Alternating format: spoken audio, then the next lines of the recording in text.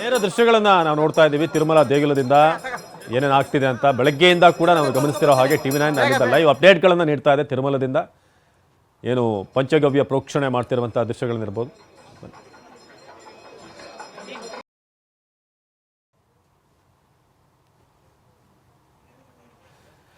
ಶಿವರಾಜ್ ನೇರ ಸಂಪರ್ಕದಲ್ಲಿ ಜಾಯ್ನ್ ಆಗಿದ್ದಾರೆ. ಶಿವರಾಜ್, ನೀವು ತಿರುಮಲದಿಂದ ಲೈವ್ ಅಪ್ಡೇಟ್ಸ್ ಅನ್ನ ನಿರಂತರವಾಗಿ ನೀಡ್ತಾ ಇದ್ದೀರಾ. ಸದ್ಯಕ್ಕೆ ಏನೇನಾಗ್ತಿದೆ, ಸದ್ಯದ ಅಪ್ಡೇಟ್ ಏನು, ಪಂಚಗವ್ಯ ಪ್ರೋಕ್ಷಣೆ ಇರಬಹುದು, ಜೊತೆಗೆ ಭಕ್ತರು ಮುಖ್ಯವಾಗಿ ಏನು ಹೇಳ್ತಿದ್ದಾರೆ ಅಂತ ಈ ಸಂದರ್ಭದಲ್ಲಿ?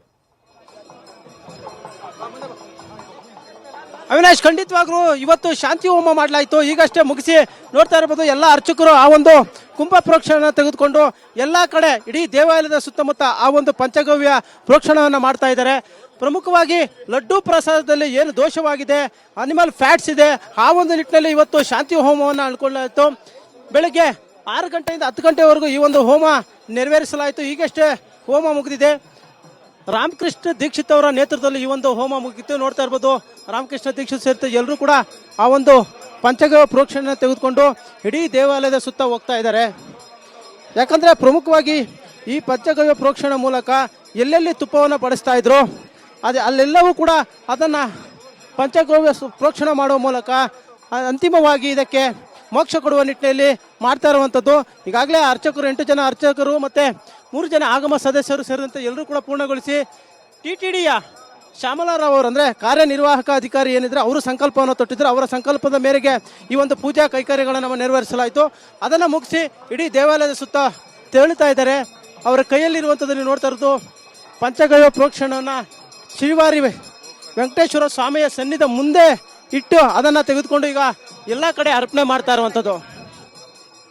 ಅವಿನಾಶ್, ಮತ್ತೊಂದು ಕಡೆ ಇಲ್ಲಿ ಇವತ್ತು ಕೂಡ ಸಾವಿರಾರು ಭಕ್ತಾದಿಗಳು ಬಂದಿದ್ದಾರೆ. అర్చకులు మాట్లాడుతూ అవినాష్ ఎవరు మాట్లాడిసిని దోషాలంతా కూడా పరిపూర్ణంగా సమాప్తమవుతాయి. అందువల్ల నిరభ్యంతరంగా స్వామివారికి ఎలాంటి దోషం లేకుండా స్వామివారికి ప్రసాదాలన్నీ యథావిధిగా తయారవుతూ ఉంటాయి. 3 కుండాలు ఇప్పుడు జరిగేదే ప్రోక్షణ. ఈ ప్రోక్షణ తోటి కార్యక్రమం పూర్తవుతుంది. ఇప్పుడు జరుగుతూ ఉండేదే ప్రోక్షణ. ఇదే ప్రోక్షణ. దీంతో కార్యక్రమం పూర్తవుతుంది. ఎక్కడ చేస్తారు కుంభ ప్రోక్షణ ఎక్కడ జరుగుతుంది? ఇప్పుడు ఎక్కడెక్కడైతే మనం ప్రసాదాలు తయారు చేస్తున్నామో, ఎక్కడెక్కడైతే మనం భక్తులకు ప్రసాదాలు విక్రయిస్తున్నామో ఆ ప్రాంతాల్లో అంతా ఈ కుంభ జల ప్రోక్షణ జరుగుతుంది. అదే ఆలయాల్లో కూడా, ఉపాలయాల్లో కూడా ఈ ప్రోక్షణ జరుగుతుంది. భక్తులకు ఏం చెప్తారు? కొంచెం కన్ఫ్యూజ్ లా ఉంటారు. భక్తులంతా ఎలాంటి ఆలోచన కన్ఫ్యూజ్ పెట్టుకోవాల్సిన అవసరం లేదు. స్వామివారి ఆలయంలో స్వామివారికి నైవేద్యం అయిందంటేనే ఆ దోషాలన్నీ పోతాయి. అయితే అది తెలియక జరిగిన దోషం గతంలో జరిగింది. ఆ దోష నిమిత్తం పవిత్రోత్సవాలు మనం నిర్వహించాము. తర్వాత ఇప్పుడు తెలిసింది కాబట్టి మళ్ళా ఏమన్నా తెలియకుండా ఎక్కడన్నా దోషం ఉంటుందేమో అని చెప్పి మనం ఈ యొక్క కార్యక్రమాన్ని కూడా నిర్వహించడం జరిగింది.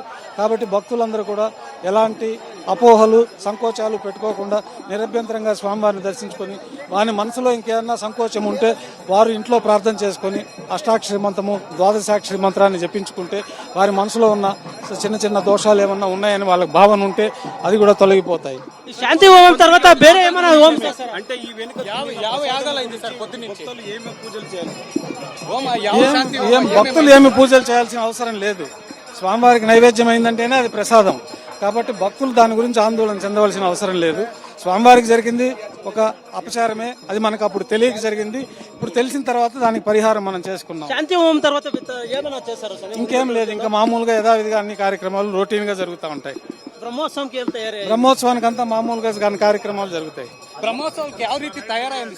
అంతా బ్రహ్మోత్సవాలకు అన్ని ఏర్పాట్లు పూర్తి అయిపోయినాయి. వాహనానికి అలంకారాలు, విద్యుత్ దీపాలంకరణ, ఇతర ఏర్పాట్లన్నీ కూడా పూర్తి అయిపోయినాయి. యథావిధిగా వైభవంగా స్వామివారి బ్రహ్మోత్సవాలు జరుగుతాయి. ಇದಿಷ್ಟು ಅರ್ಚಕರು, ಪ್ರಧಾನ ಅರ್ಚಕರು ಹೇಳ್ತಾ ಇರುವಂತದ್ದು. ಇವತ್ತು ಶಾಂತಿ ಹೋಮನ ನೆರವೇರಿಸಿದ್ವಿ. ಇನ್ಮೇಲೆ ಯಾವುದೇ ರೀತಿಯಾದ ಭಕ್ತಾದಿಗಳಿಗೆ ಅನುಮಾನ ಬೇಡ, ಪ್ರಸಾದವನ್ನು ಸ್ವೀಕರಿಸಬಹುದು. ಆ ಮೂಲಕವಾಗಿ ನಾವು ಈ ಒಂದು ಪ್ರಸಾದ ಮೋಕ್ಷಣೆ ಮಾಡುವಂತ ಕೆಲಸವನ್ನ ಮಾಡಿದ್ವಿ. ಎಲ್ಲ ಕಡೆ ಈಗ ಕುಂಭ ಈ ಒಂದು ಮೋಕ್ಷ ಕೊಡುವಂತ ಕೆಲಸಗಳನ್ನ ಮಾಡ್ತಾ ಇದೀವಿ ಅಂತ ಅರ್ಚಕರು ಹೇಳ್ತಾ ಇರುವಂತದ್ದು. ಅವಿನಾಶ್, ಧನ್ಯವಾದ ಶಿವರಾಜ್ ಮಾಹಿತಿಗಾಗಿ.